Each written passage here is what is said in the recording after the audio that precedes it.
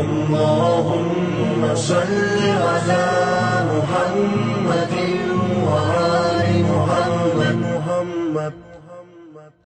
اعوذ باللہ من الشیطان الرجیم. بسم اللہ الرحمن الرحیم. الحمد للہ رب العالمین ثم الصلاۃ والسلام سیدنا و نبینا و مولانا بالقاسم محمد وآل بیتہ الطیبین الطاہرین. اما بعد. آج کا جو ہمارا موضوع ہے وہ ایک ایسا موضوع کا انتخاب کیا ہے کہ جس میں ہم یہ دیکھتے ہیں کہ تقریباً 18 سال یا 20 سال کی جو عمر کا نوجوان ہے اس سے لے کر تقریباً جہاں تک اللہ نے اسے زندگی دی 60 سال 70 سال. اور یہ موضوع اس لیے انتخاب کیا گیا ہے کہ ہر شخص بشعور شخص اس جگہ پر جانا چاہتا ہے. وہ کون سی جگہ ہے, وہ کون سی خواہش ہے؟ وہ ہے جنت. اگر آپ کسی سے بھی پوچھیں, ایک ایسے شخص سے کہ جو یہ سمجھتا ہے کہ اللہ نے مرنے کے بعد ایک مقام رکھا ہے, اس کا نام ہے جنت, اور انسان کو وہ دنیا میں عمل کے عوض ملے گی. تو اگر آپ اس سے پوچھیں کہ مرنے کے بعد کہاں جانا ہے تو وہ کہے گا جنت میں جانا ہے. لیکن پھر دوسرا سوال یہ پوچھیں گے کہ بھائی جنت میں جانے کے لیے تم نے کوئی عمل انجام دیا ہے یا کوئی کام ایسا انجام دیا جو تمہیں جنت میں پہنچائے. تو لہٰذا آج ہماری جو گفتگو عنوان ہے وہ ہے جنت میں جانے کا طریقہ, یا وہ اعمال کون سے ہیں جو انسان انجام دے تو پروردگار عالم اس سے جنت دے گا. نبی کریم حضرت محمد مصطفیٰ صلی اللہ علیہ وآلہ وسلم کی ایک روایت ہے کہ جس میں نبی کریم نے یہ ارشاد فرمایا کہ وہ اعمال جو انسان کو جنت میں پہنچاتے ہیں. مختلف روایت آئیں گی. اس روایت میں جن چیزوں کا ذکر کیا نبی کریم حضرت محمد مصطفیٰ صلی اللہ علیہ وآلہ وسلم نے, پہلی چیز ہے ارشاد فرمایا کہ بھوکے کو کھانا کھلانا. یہ وہ عمل ہے کہ جس سے انسان جنت کی طرف مائل کرتا ہے, جنت میں جانے کا پہلا اسٹیپ ہے. اور اس کے بہت سے واقعات ہیں لیکن وقت نہیں ہے. یہاں پر میں ایک اور روایت بیان کروں گا, وہ ہے جناب موسیٰ کی روایت. جناب موسیٰ سے پروردگار عالم نے یہ سوال پوچھا کہ موسیٰ یہ بتاؤ میرے لیے کیا عمل انجام دیے. جناب موسیٰ نے کہا پروردگارہ نمازیں پڑھی, روزے رکھے, تسبیح تحلیل, یہ جتنی عبادات سب تیرے لیے تو ہے. تو خداوند متعال نے کہا موسیٰ یہ تمام اعمال تمہارے کام آنے والے ہیں, یہ بتاؤ کہ تم نے میرے لیے کیا عمل انجام دیا. جناب موسیٰ کیا جواب دیں؟ اب پروردگار عالم نے کہا موسیٰ ہمارے لیے جو کام جو انجام دینے ہیں وہ سن لو. 4 عمل ہیں جو جناب موسیٰ کو پروردگار عالم نے بیان کیے. دیکھیے وہ 4 عمل کون سے ہیں جو اللہ کے لیے انسان کو انجام دینے ہیں. اس میں پہلا عمل ہے بھوکے کو کھانا کھلانا. اگر کوئی شخص اللہ کے یہ کام کرنا چاہتا ہے, بھوکے کو کھانا کھلائے گا تو یہ جنت میں بھی پہنچائے گا اور اللہ کی رضا کا سبب بنے گا. اللہ کے لیے خداوند متعال اپنے نبی موسیٰ سے کہتا ہے موسیٰ میرے لیے جن کاموں کا انجام دینا, اس میں پہلا کام ہے بھوکے کو کھانا کھلانا, پیاسے کو پانی پلانا, اور تیسرا کام ہے بے لباس کو لباس دینا, اور چوتھا کام ہے اہل علم کے ساتھ گفتگو کرنا, اہل علم کے ساتھ بیٹھنا. تو یہ 4 وہ عمل تھے جو خداوند متعال نے جناب موسیٰ کو کہے کہ یہ میرے لیے انجام دو. اس میں وہی موضوع اس لیے ہے بیان کیا کہ اس میں بھی بھوکے کو کھانا کھلانا ہے. تو پہلا جو پوائنٹ اور پہلا نقطہ ہے جو جناب رسول خدا نے ارشاد فرمایا جنت میں جانے کے لیے, وہ ہے بھوکے کو کھانا کھلانا. دوسرا جو پوائنٹ ہے, دوسرا جو نقطہ ہے وہ بھی کہ پیاسے کو پانی پلائیں. اگر کوئی شخص جنت میں جانے کی خواہش رکھتا ہے, جنت میں جانا چاہتا ہے, تو وہ پیاسے کو پانی پلائے. اب یہاں پر بھی میں ایک روایت خود پیغمبر اسلام کی روایت ہے. پیغمبر اسلام نے اپنے چچا جناب حمزہ کو اور جناب ابو طالب کو خواب میں دیکھا. ایک جنت میں ایک اعلیٰ مقام پر تھے.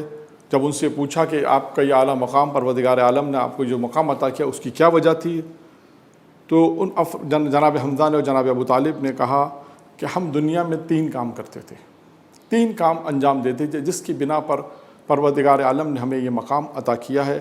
کہا وہ 3 کام کون سے تھے؟ تو انہوں نے بیان کیا پہلا کام یہ تھا کہ ہمارے دل میں علی کی محبت تھی, دوسرا کہ ہم آپ کے ذات پر آپ پر درود بھیجتے تھے, اور تیسرا عمل یہ تھا کہ ہم دنیا میں پیاسے کو پانی پلاتے تھے. تو یہ پتہ چلا کہ بھوکے کو کھانا کھلانا, پیاسے کو پانی پلانا, یہ انسان کو جنت میں پہنچانے والے عمل ہیں.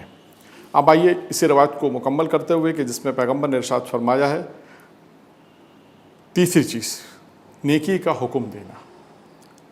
انسان نیکی کا حکم دے، برائیوں سے روکنا، یہ دو عمل ایسے ہیں یہ بھی انسان کو جنت میں پہنچاتے ہیں۔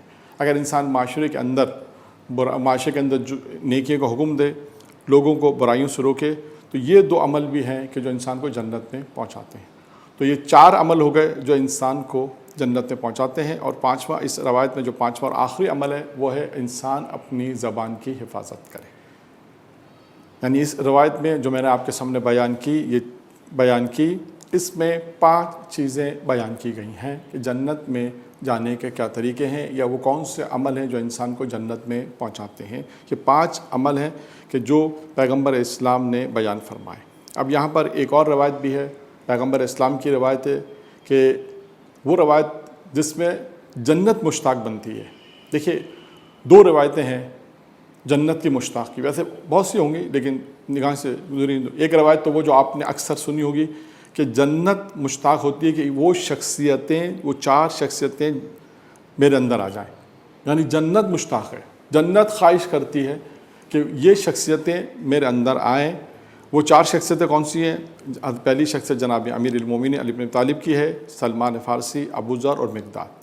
یہ 4 شخصیتوں کے لیے جنت خواہش رکھتی ہے کہ یہ شخصیتیں مجھ میں آئیں۔ اسی طرح جنت ایک اور خواہش بھی رکھتی ہے، یہ بھی پیغمبر کی روایت ہے۔ پیغمبر فرماتے ہیں کہ جنت یہ خواہش رکھتی ہے کہ وہ کون سے، جنت کہتی ہے کہ وہ عمل انجام دینے والے، یعنی 4 عمل جنت نے بیان کیے، یعنی 4 عمل بیان کیے کہ یہ 4 عمل اگر کوئی انجام دے تو جنت کہتی ہے میری خواہش ہے کہ یہ جنت میں ان کو اپنے اندر سمو لوں، میں اس کو اپنے اندر رکھوں۔ یعنی جنت چاہتی ہے، ایک دفعہ تو یہ خواہش ہے کہ ہم جنت میں، جیسے میں نے عرض کیا کہ اگر کسی کو جنت میں جانا ہے تو وہ یہ کام انجام دے، ہماری خواہش ہے کہ ہم جنت میں جائیں، ایک تو یہ ہے۔ ایک یعنی جنت یہ خواہش رکھتی ہے کہ انسان کو اپنے اندر رکھنا چاہتی ہے لیکن اس کے اندر کچھ عمل کرنے چاہیے۔ جنت کہتی ہے کہ 4 عمل جنت نے وہ بیان کیے ہیں کہ اگر 4 عمل اگر انسان دنیا میں انجام دے گا تو جنت یہ کہتی ہے کہ یہ 4 عمل انجام دینے والوں کے لیے میں خواہش کرتی ہوں کہ میں ان کو اپنے اندر سموں، اس کو اپنے اندر رکھوں۔ اس میں پہلا ہے، دیکھیے، بھوکے کو کھانا کھلانا۔ یعنی اب آپ دیکھیے مسلسل جو روایتیں بیان کی گئی ہیں، جو چیزیں ہیں وہ یہ ہے کہ انسان بھوکے کو کھانا کھلائے، اور بھوکے کو کھانا کھلائے گا تو یہ وہ عمل ہے کہ جنت خواہش رکھتی ہے۔